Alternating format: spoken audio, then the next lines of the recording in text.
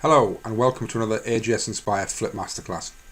This week we're concentrating on the Learning Geeks Research Group and looking specifically at how we can conduct our own research projects in the classrooms of our own schools. First thing I want to touch on is what I see as being the importance of research. And historically over time we have read research and we've implemented research, but that research has been really from perceived experts. And those experts historically have been professors, doctors, consultants and published authors. But now with the emergence of the internet, there are so many classroom practitioners, current practitioners, who because of the internet have their own blogs and they're tweeting or publishing their own content.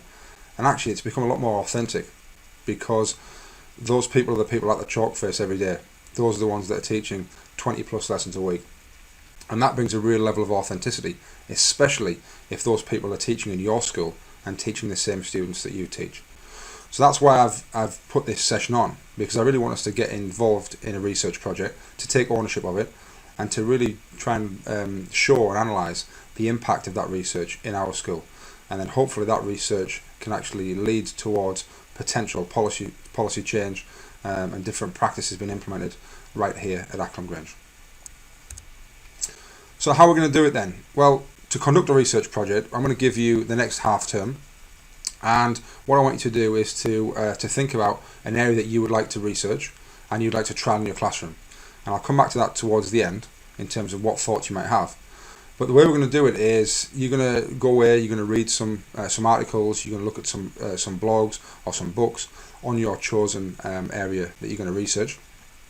You're then going to actually trial it in the classroom over a period of a few weeks. And then I want you to analyse its impact and then to come back at the end of the period of time, and then to be able to actually present to the rest of the group what you trialed, how successful it was, what you do differently next time, and then to really give us a picture of how that can move forward within the school. One thing we need to do to have a really sharp outcome focus here is that we need to evidence its impact. It's no good just saying, oh well, I think it was okay, or I thought it went quite well, or the kids kind of enjoyed it. We want to know, really what was its impact, because as we all know in education now, we're here to raise outcomes and to raise aspirations, and it's really important that we can evidence, was this project a success? Two ways we can do that. First way is to have some student voice and to have some sort of qualitative feedback of whether the students liked it, whether they felt they were more engaged, did they feel they learnt more, all those sorts of things. But that's a little bit fluffy, and it doesn't really give us any quantitative analysis and impact. So what I'd like us all to do is to run like a pre-test right at the start. So you test their ability on a topic or a certain skill set before you start to actually trial the research that you've read, and then to do a post-test. So you test them at the end of the half term in a very, very similar test, and to see if there's any difference, and hopefully we can measure the impact, and even if there isn't any impact, it's not a total waste, because what your project has then showed is that there wasn't much impact in that, therefore it's not something we really want to pursue as a school. So either way, however it happens, then it's a really worthwhile thing to do. One of the things that I've personally researched, and I've seen him in person, is the work of Professor John Hattie. And John Hattie looks at different effect sizes of how you can actually evidence impact of interventions.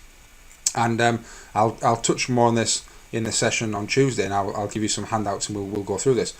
But John has he's created a way of evidencing impact with a mathematical equation. And what he says is that the impacts all range from a negative impact, to say that actually it doesn't have any positive impact at all and it actually makes things worse, up to significant impacts in the classroom, and he measures them on a scale. And all I'll tell you at this point in time is that the average of all his interventions is 0.4. So what he says is that 0 is doing nothing, minus is obviously having a negative value, and 0.4 is the average of all the interventions. So John's research says that we should never actually compare against 0, because 0 is just doing nothing, and actually anything we do in the classroom should have some sort of an impact. What John says is that we should really look at the evidence that suggests that there's an impact of above 0.4, because that would suggest that there's a real significant advantage to employing or to using those strategies in the classroom. So we're going to look at that on Tuesday, and it just gives you an insight into how we're going to really analyse this.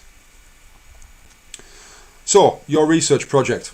What I would like us to do is I'd like, if possible, for you to buddy up in this session with another teacher, possibly from a different department, a different faculty, and to look at actually how your research and your results potentially differ or compare across a different subject range.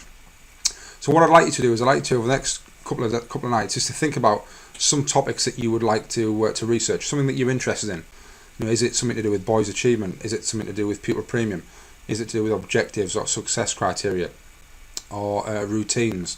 This is. I don't really want to give you too many ideas, because the whole idea of a really successful research project is that you have a real interest in it, and it's something that you would like to personally research. And I don't want to give you a list of topics and say these all have to be researched. You need to pick one, because that really wouldn't be getting the best out of you. So get your creative thinking hats on, have a think what you would like to research, and I'd like to bring with you a list of areas to the session on Tuesday, and then we will work through them, and maybe you find someone in the room that likes to do something or would like to do something that you have already written down, and then we can then move that forward, and you can go away, and between you can then research it, trial it in your classroom, evidence its impact, come back and present to the group on exactly what your findings were. So that's it. Get your creative thinking hats on. I'll see you all on Tuesday. I have linked a couple of articles that I would like you to read as well, which you'll find on the right hand side of the TED Ed window that you're probably looking at now.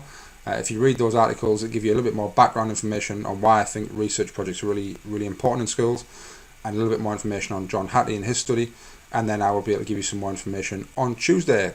Okay, thank you for watching and listening, and I will see you on Tuesday with your ideas for your research projects.